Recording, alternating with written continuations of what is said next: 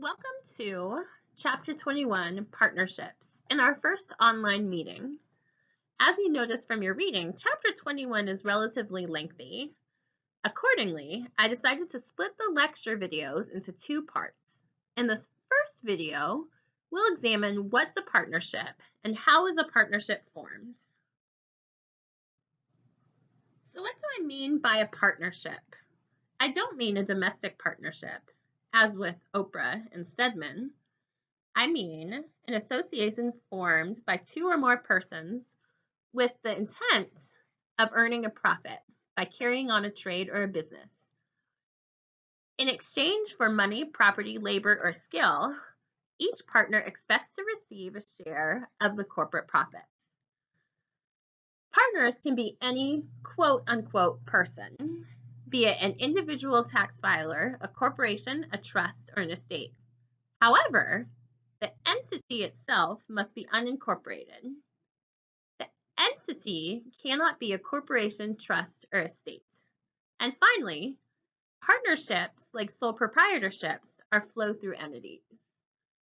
The partnership carries on the business, and the major transactions flow through to the individuals. We'll talk later about what this means. There are several types of partnerships in existence, and they vary depending on the type and the number of each partners.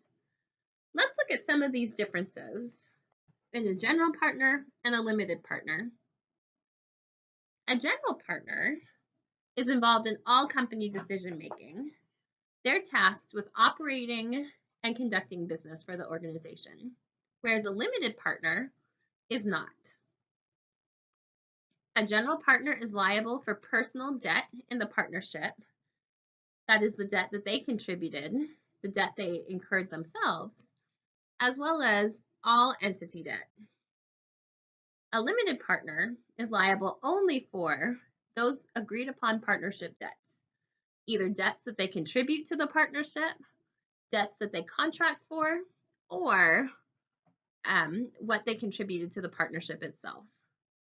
Now, while all partnerships are conduits through which business transactions flow to the partners, when the partners are individual filers, additional taxation layer occurs. A general partner who is an individual taxpayer is subject to the self-employment tax. A limited partner is not.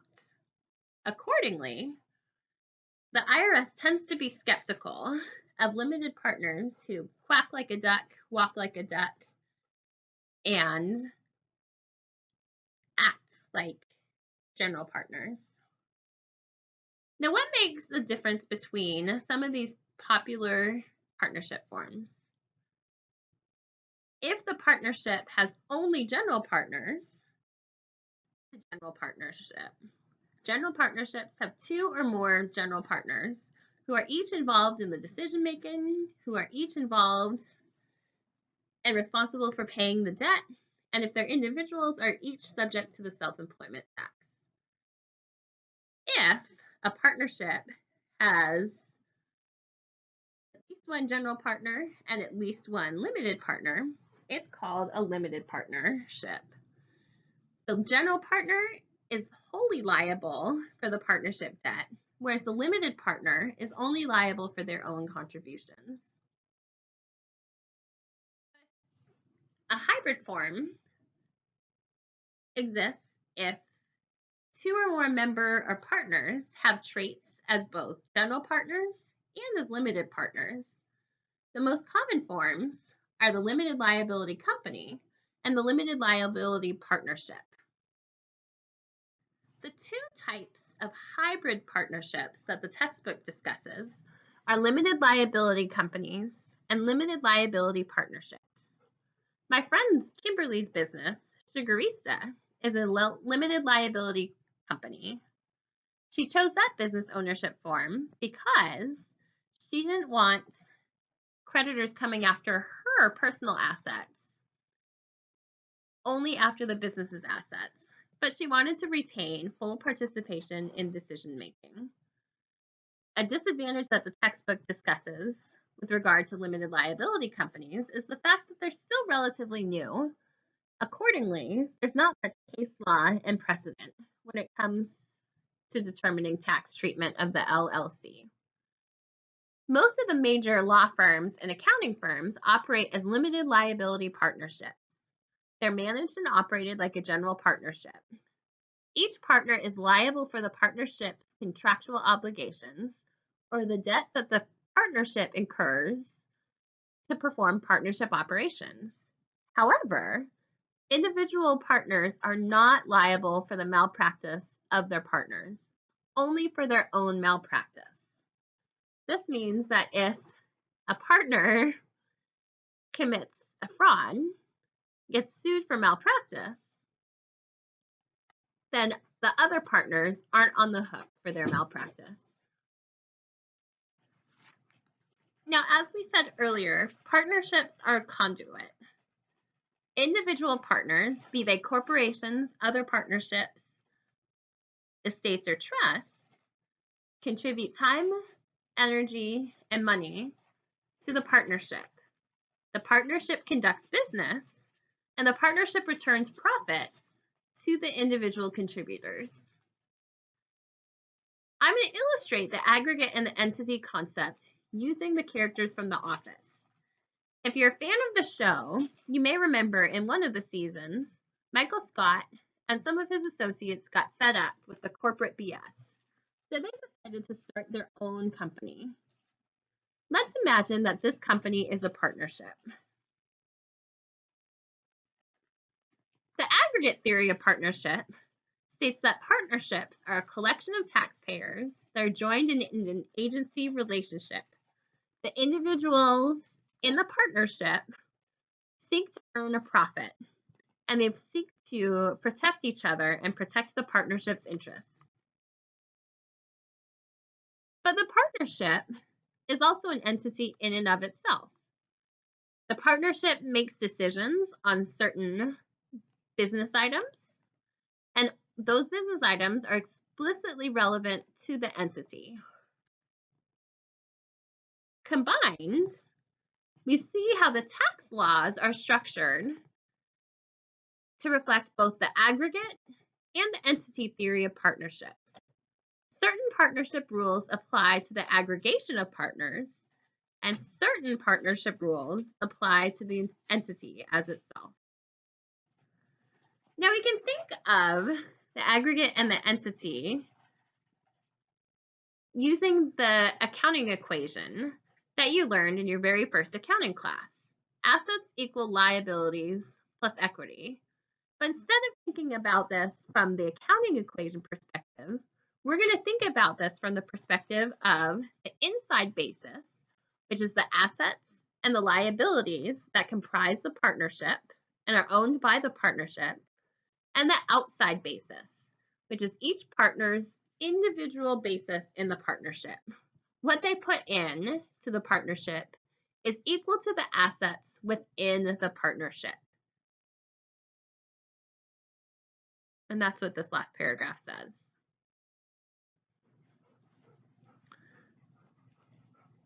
The partnership records both partnership transactions, so the revenue making functions and the expenses that go with those revenues that are applicable to every partnership decision. But partnerships also include separately stated items. These are items that, depending on what type of tax filer is recording the items and their personal income tax preferences, the transaction itself could impact the partnership or the partner differentially.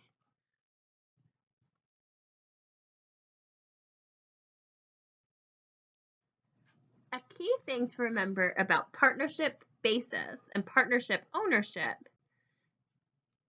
is just like we saw in the assets equal liabilities plus equity formula. The partnership's inside total basis in all assets must equal the partner's outside basis. The aggregate partnership reports an informational return that summarizes that information that's related to the partnership's operations, as well as those separately stated items. In turn, each partner typically owns a capital interest and a profit and loss interest in the partnership.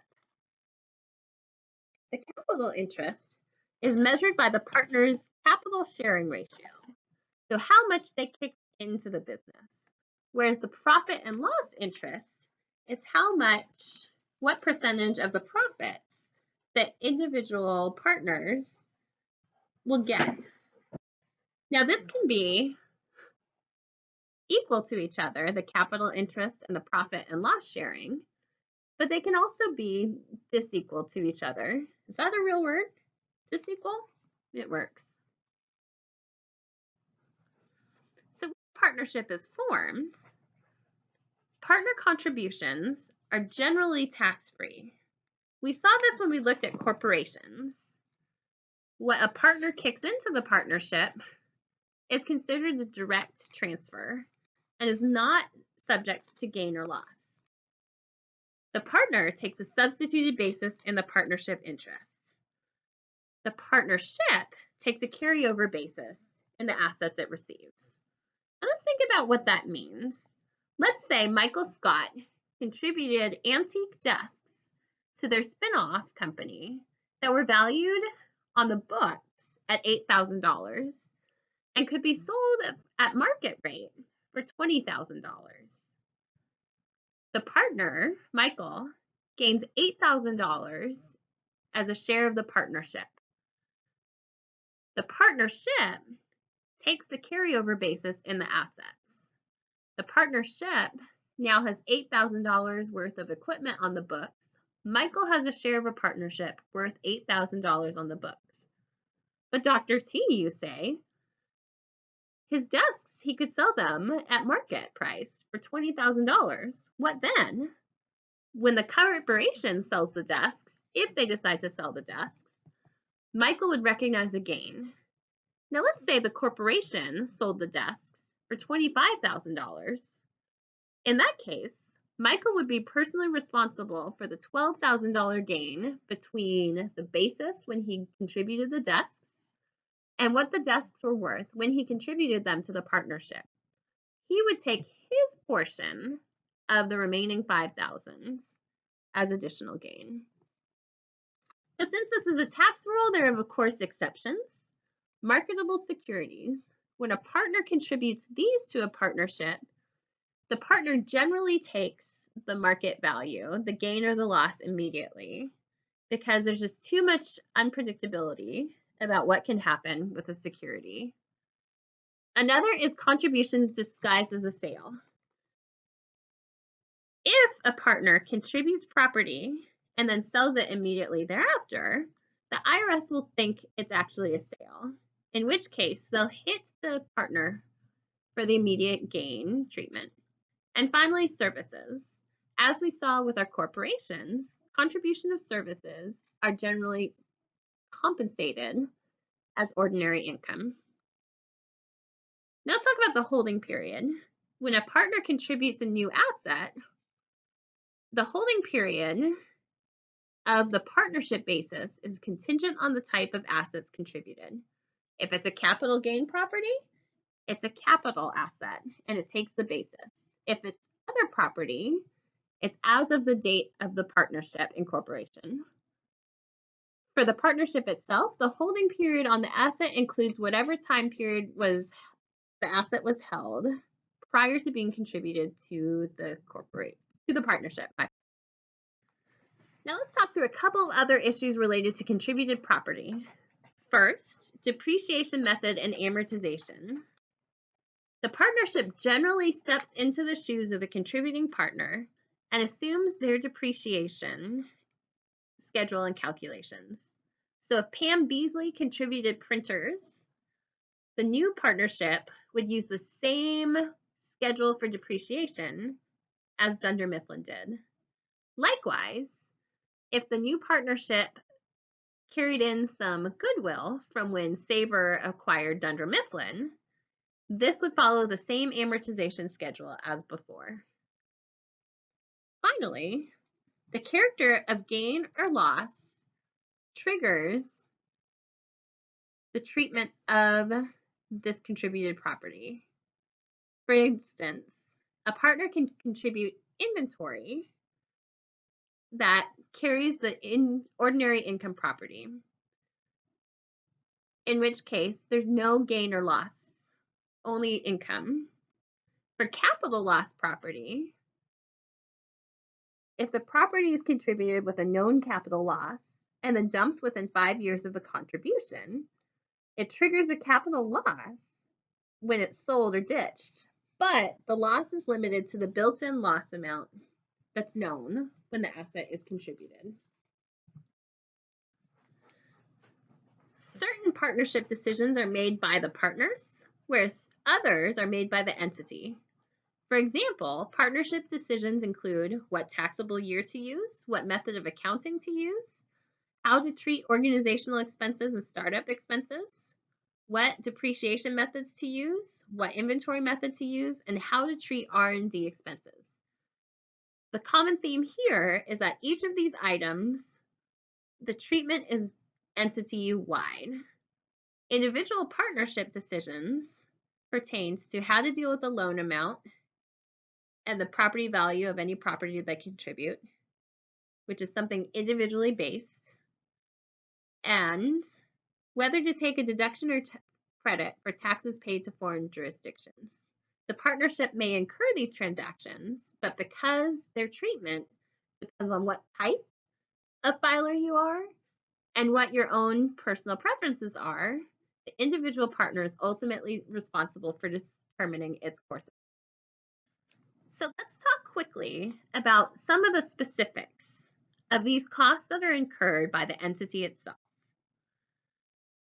Initial costs of a partnership include the organizational and startup costs. We talked about these in our discussion of corporations. They're treated in largely the same way as corporations, meaning that the first $5,000 of each category can be immediately expensed and the rest amortized. Syndication costs, which are costs incurred to promote and market the partnership interests, are capitalized. And then any depreciable assets that are acquired for new purposes or improvements made to contributed assets take on their own maker's schedule. Another decision that the partnership makes in and of itself is what type of accounting method to use and the timing of the accounting year. Partnerships can't use the cash method of accounting if at least one partner is a corporation or the partnership is a tax shelter. But being that this is tax, there's always an exception to the exception. If the corporate partner could use cash accounting in its own operations, then the partnership can also use cash accounting. Partnerships generally take the tax year of the partners. There's a complicated way to determine this. As long as you know that it comes down to when the partners have their tax year, you'll be fine.